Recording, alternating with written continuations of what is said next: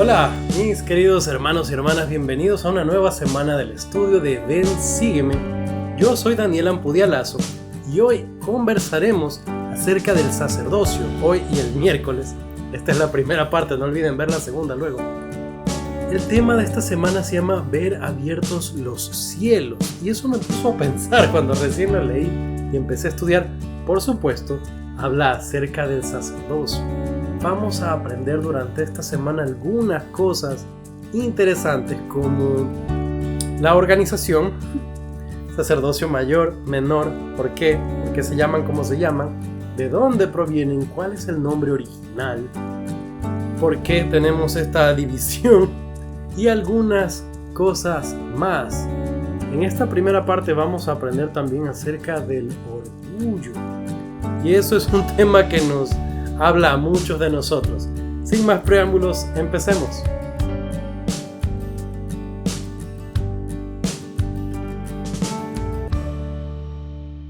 Si los videos les gustan, si nos acompañan ya desde hace tiempo, les agradecería que se suscriban. Más de la mitad de las personas que nos ve no está suscrita. Si usted es una de ellas, de todo corazón, le agradezco mucho. Y no olviden siempre darle like a los videos. Esto le ayuda a YouTube a saber que sí disfrutan del contenido y también a quién más mostrárselo. Así que de esta forma nos ayudan a amplificar el mensaje. Como siempre, yo y mis hermanos estamos de todo corazón siempre agradecidos por su compañía, por su ayuda y por estudiar con nosotros. Muy bien, y esta semana vamos a tratar las secciones 106 a la 108. La primera y la última son súper cortitas. La 107 es bien larga, así que planifiquen bien el estudio de su semana. En este canal somos fanáticos de Nefi. Nos gusta aplicar a nosotros las escrituras para nuestro provecho e instrucción y nos encanta la claridad en el mensaje. Entremos en materia y nos vamos a la sección 106. Esta revelación es interesante porque se le da al hermano de Oliver Cowdery, que se llamaba, por aquí lo tengo, Warren A. Cowdery. Ahora, este personaje es interesante porque se lo llama a servir como sumo sacerdote presidente de la iglesia. ¿Ese es el profeta, hermano? No, el profeta era José Smith y él es el sumo sacerdote presidente sobre toda la iglesia. Y este hermano presidía el sacerdocio en la tierra de Freedom y las regiones circunvecinas. Quiere decir que era más o menos como un presidente de estaca. Ahora, él solicita esta revelación para conocer la opinión del Señor y también saber qué hacer. Y como siempre, nos ayuda mucho lo que el Señor le dijo a él, a nosotros, para poder también saber qué podemos hacer. Y siendo que lo que más hay en la iglesia son llamamientos, y todos tenemos algún llamamiento, alguno, lo que sea, y este es un buen momento para recordar, no importa dónde sirve, sino cómo sirve. Estos consejos se aplican muy bien para nosotros. Vamos a leer los versículos 4 y 5. Y me sorprende mucho. Varias cosas acerca de esta sección chiquitita me sorprendieron mucho. Dice lo siguiente. Además, de cierto os digo que la venida del Señor se aproxima y sorprenderá al mundo como ladrón en la noche. Breve pausa ahí. Esto es algo que hemos aprendido, algo que conocemos, algo de lo que hemos hablado muchas veces cuando tocamos el tema de las señales de los tiempos. La venida de Jesucristo está cada vez más cerca, se aproxima, sorprenderá al mundo como ladrón en la noche.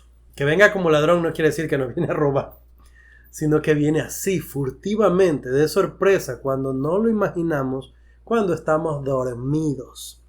No literalmente dormidos, sino espiritualmente dormidos.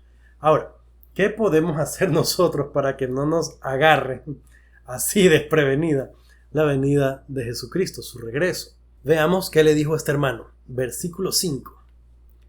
Por tanto, ceñid vuestros lomos para que seáis hijos de luz, y no os sorprenda ese día como ladrón.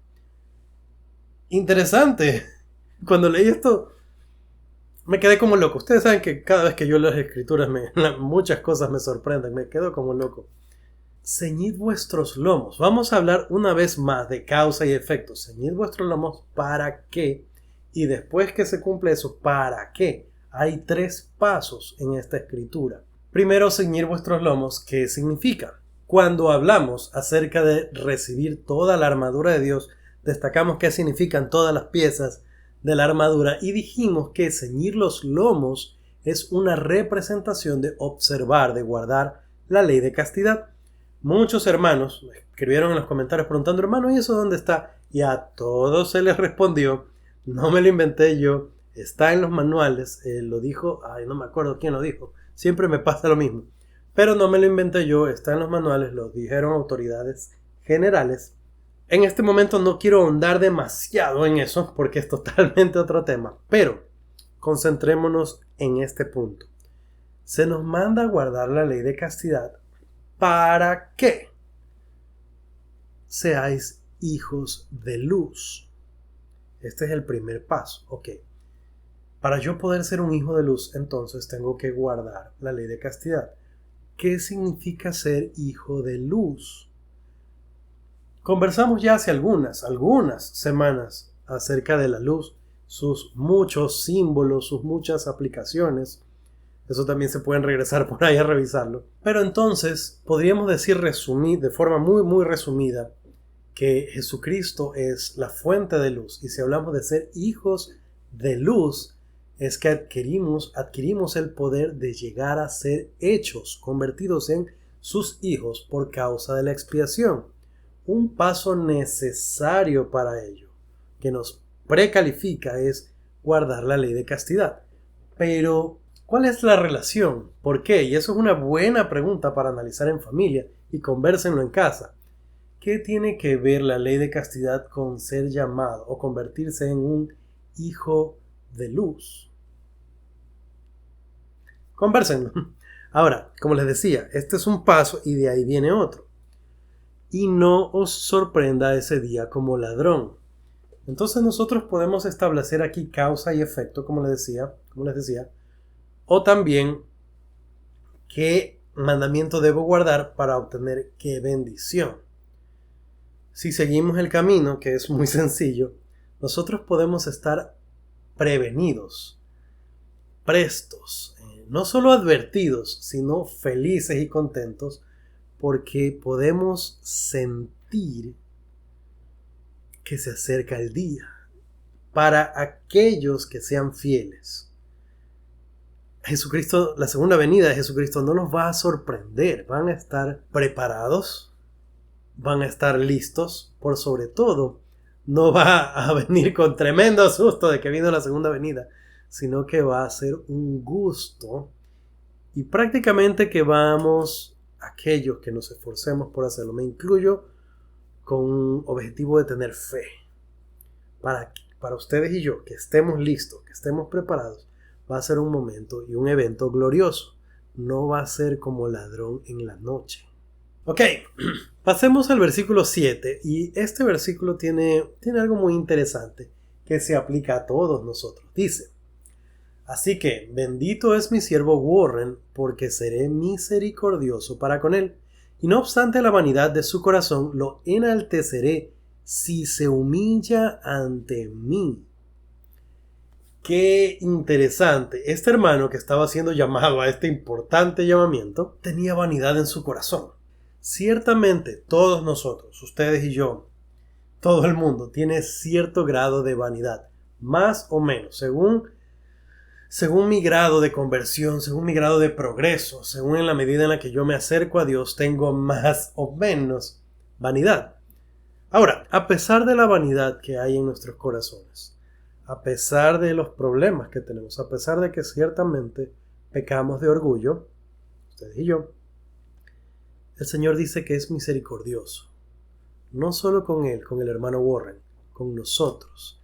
Y esto me puso a pensar, porque usualmente cuando una persona es orgullosa, nos cae mal. Nos cae así como, ahí viene. No sé, da como coraje, fastidio. Cuando vemos a una persona creída, sobrada, automáticamente genera rechazo.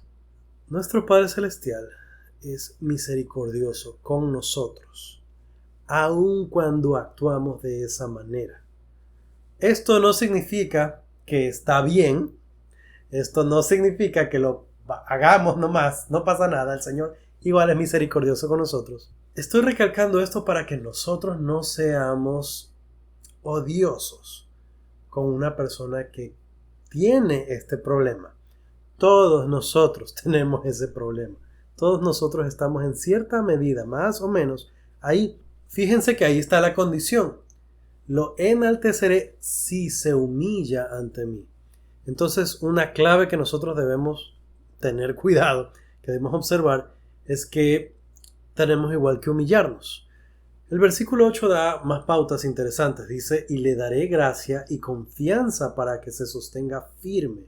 Y si continúa siendo un testigo fiel y una luz a la iglesia, he preparado para él una corona en las mansiones de mi Padre. Así sea. Amén.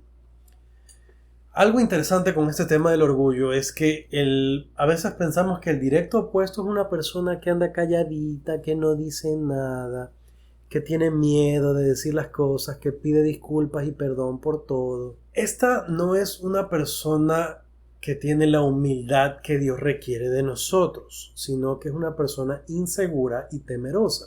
Aquí sí no puedo decir que todos somos así, pero habemos algunos que pecamos de esto, que tenemos miedo a mirar a las personas a los ojos, que tenemos temor de decir las cosas. Y fíjense la promesa. El Señor nos dará gracia y confianza para sostenernos firmes si nos humillamos. Nos humillamos ante Él. Nosotros cuando saludamos a alguien deberíamos hacerlo con una mano firme, con una mirada a los ojos. Entonces no confundamos una cosa con la otra. Muy bien, pasemos a la sección 107. Esta es bien larga, en casa leanla toda. Conmigo vamos a estudiar solamente algunos versículos. Aquí se habla muchísimo del sacerdocio. Aquí es donde está todo realmente.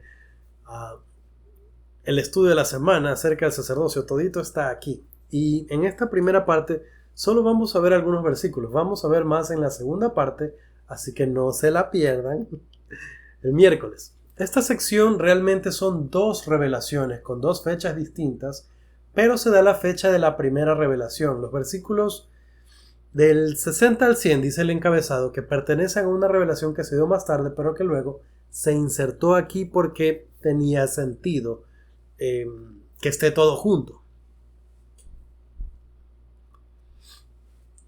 Ahora, sin más preámbulos, vamos al versículo 1.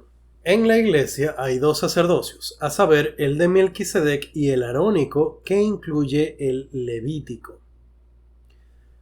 Muy bien, cuando leo este versículo, siempre que lo leo recuerdo algo que enseñó mi papá. Él siempre decía en clases del sacerdocio, el sacerdocio es uno solo. Entonces, alguien podría decir, hermano, pero acabamos de leer que hay dos sacerdocios.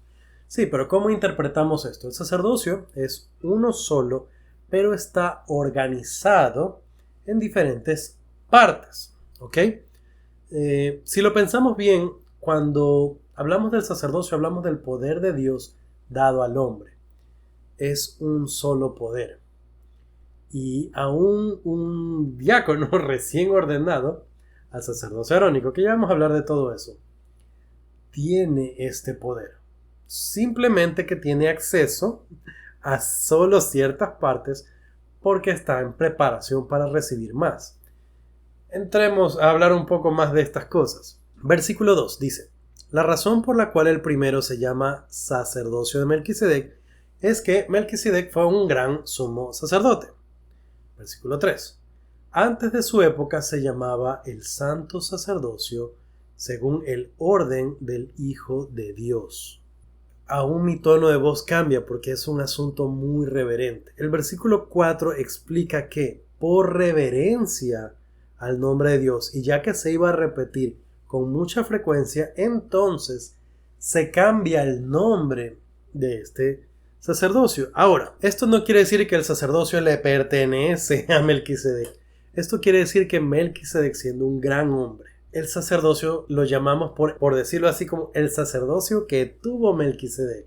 Ahora, repetir eso todo el tiempo sería medio raro, así que simplemente decimos el sacerdocio de Melquisedec o sacerdocio mayor. ¿Qué significa el sacerdocio que tuvo Melquisedec? Ahora, Como vemos, el nombre original es el santo sacerdocio según el orden del Hijo de Dios. Y esto es lo que les decía, que el sacerdocio es suyo. Todo poseedor del sacerdocio, todo miembro de la iglesia, todo hijo de Dios debería conocer estas cosas. Así que ya sabemos cómo se llama, pero también sabemos cómo le decimos comúnmente. Conversemos luego algunas cosas más. Ok, vamos a pasar al versículo 20. El poder y la autoridad del sacerdocio menor, o sea el de Aarón, consiste en poseer las llaves del ministerio de ángeles y en administrar las ordenanzas exteriores. La letra del Evangelio, el bautismo de arrepentimiento para la remisión de pecados de acuerdo con los convenios y los mandamientos. Ok, no lo leímos, pero más arriba se explica un poco antes. Se explica que el sacerdocio de Melquisedec, sumos sacerdotes y élderes, tienen llaves para presidir, que se los llama a dirigir. En el caso del sacerdocio arónico, que no es menos importante por ser conocido como el sacerdocio menor, o de Aarón, como dice aquí, dice que tiene las llaves del ministerio de ángeles, de las ordenanzas exteriores, de la letra del Evangelio y del bautismo para la remisión de pecados. Esto se aplica en la organización de la iglesia de forma muy clara. Por ejemplo, las llaves del bautismo en un barrio las tiene el obispo, quien preside al sacerdocio arónico. Y no es poca cosa lo que estamos conversando, porque pensemos que las llaves de presidencia, que las tiene sí el obispo, pero también hay un presidente quórum de maestros y un presidente quórum de diáconos, y tienen llaves. Ahora, las llaves que corresponden al sacerdocio arónico, dice, que contienen el ministerio de ángeles y las ordenanzas exteriores, como el bautismo. Entonces, nunca pensemos que un jovencito que solo, entre comillas, tiene el sacerdocio arónico, tiene poca cosa, porque realmente es un poder grandísimo, es el poder y la autoridad de Dios dado al hombre, que ellos tienen en un grado, pero aún este grado en el que ellos lo tienen no es poca cosa. Y las llaves del sacerdocio son una cosa porque dan la autoridad para oficiar, la autoridad para presidir, pero el poder en el sacerdocio es otra cosa. Y no voy a hablar demasiado acerca de eso en este momento. Pasemos a los versículos 30 y 31. Dice, las decisiones de estos quórums o cualquiera de ellos se deben tomar con toda rectitud, con santidad y humildad de corazón, mansedumbre y longanimidad, y con fe y virtud y conocimiento, templanza, paciencia, piedad, cariño fraternal y caridad.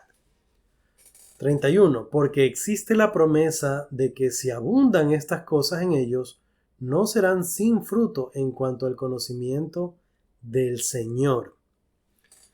¡Wow! Hay algunas cosas aquí. Para empezar, esto funciona no exclusivamente en el sacerdocio, son promesas que tenemos de Dios, pero sí que deben manejarse así, por fuerza, en el sacerdocio.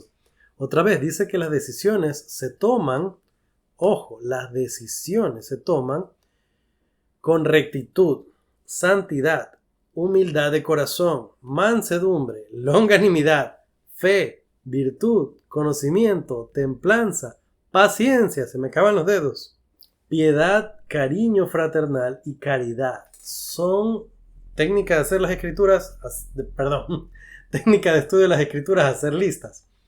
Tenemos aquí 13 ítems que podemos anotar y que le van a servir a todo presidente de diáconos, presidente de maestros, obispo, etcétera, etcétera, presidente de quórum de élderes.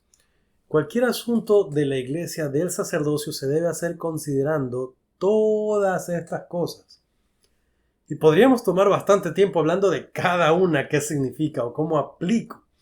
Pero es bueno tener marcadito este versículo y cuando sea de tomar una decisión difícil, ir a él. Ahora, conversamos hace un momento acerca de causa y efecto. ¿Qué pasa cuando yo hago las cosas así? El 31 dice que existe la promesa de que para los que abunden en estas cosas no serán sin fruto en cuanto al conocimiento del Señor. Ahora la pregunta es, bueno, ¿y qué gran promesa puede ser tener conocimiento? Para algunos de nosotros es muy importante, para empezar, solamente hablar del conocimiento como información. Pero cuando tratamos el Evangelio, no es solamente información. Cuando hablamos del tema de la vocación y elección, la palabra profética más segura, hablamos bastante acerca del conocimiento del Señor. ¿Y qué significa este pasaje de las Escrituras que dice: esta es la vida eterna, que te conozcan a ti, el único Dios verdadero, y a Jesucristo a quien has enviado? Entonces, cuando hablamos de no estar sin fruto, en cuanto al conocimiento del Señor, estamos hablando de promesas de vida eterna. Así que esta es la promesa que se da a las personas que se manejen así, y esta es la manera del Señor para conducir las cosas en quórumes. Pero no solo eso, sino que nosotros podemos aplicar esto a toda nuestra vida para poder tener estas promesas. Muy bien, hay bastantes cosas más acerca del sacerdocio, muchas cosas interesantes, pero las vamos a aprender cuando veamos la segunda parte, el día miércoles. Por hoy, hasta aquí, mis queridos hermanos. Hemos aprendido acerca del orgullo. Hemos aprendido qué deberíamos hacer con ello. Hemos aprendido que el Señor, a pesar de las vanidades de nuestro corazón, nos ama. Y hemos aprendido algunas cosas acerca del orden del sacerdocio. Hay una lista inmensa de cosas que ustedes y yo tenemos por poner en práctica. Y si así lo hacemos, las promesas del Señor son grandes. El conocimiento del Señor no es cualquier cosa. Mis queridos hermanos, conmigo será hasta la próxima.